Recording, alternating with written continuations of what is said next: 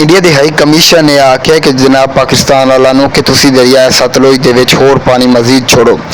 अस्सलाम वालेकुम दोस्तों, क्या हाल है? ठीक हो? तबीयत से ठीक है? फिटफाट हो? तो मैं तुहाडा अपना पिंड मुंडा भाई इस वक्त मैं मौजूद हैड इस्लाम से। ये वीडियो बहुत ज़रूरी है, तुसी मेरे बिरा वीडियो एंड तक विखाए और पूरी विखाए। इस वीडियो में मैं तुहानू भाई दसांगा कि हैड गंडा सिंह ते पानी कम होया या कोई नहीं, हैड सुलेमान ते कितना चलता पिया और हैड इस्लाम ते कितना चलता पिया। वीडियो तुसी एंड तक वेखनी है और पूरी वेखनी है। जेड़े सब तो पहले मैं उन्होंने बिरावां नू आखना चाहता कि जेड़े बिरा कहते ना कि पानी बस इहो ही पानी है जेड़ा आ चुका है, हुण पिछा हैड गंडा सिंह ते पानी कोई नहीं है, हैड सुलेमान ते पानी कोई नहीं है, तो बिरावों ये थोड़ी गलत फहमी है।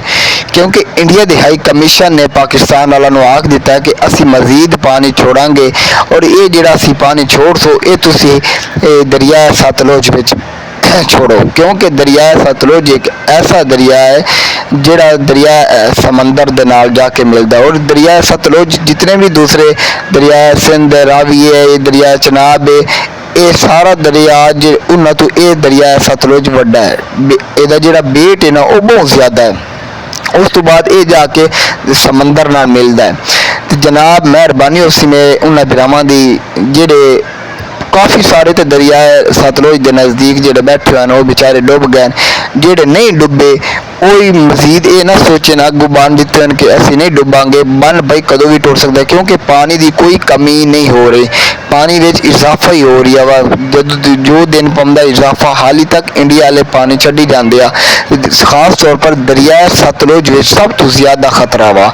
तो जेड़े मेरे बिरा दरिया सतलुज के नज़दीक बैठे, मैं बार बार कह रही मेहरबानी करके बिरावो अपना सामान वगैरह मुकम्मल बंदोबस्त कर लो, अपने बच्चे वगैरह अगे छोड़ लो किसी रिश्तेदारों के कोलों, ताकि बन लुड़न दे दफा ना बंदा संभला ही नहीं जाता। इस तरह मेरा मैं तुम अपनी गल सुनावा कि मैं किसी दिन ना मनी मेरा समान विचे पिया रही है। अचानक मैं कौन बनने कुछ भी नहीं होता, अचानक बन लुड़ा तो मेरा जो समान वगैरह वो मैं कोठा के विच रह गया।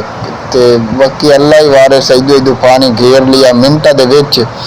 तो ये साईं मैनू तो मुश्किल ही लगता है कि पानी की कमी, क्योंकि ना ये मैं जिंदगी में भाई इतना पानी नहीं वेख्या।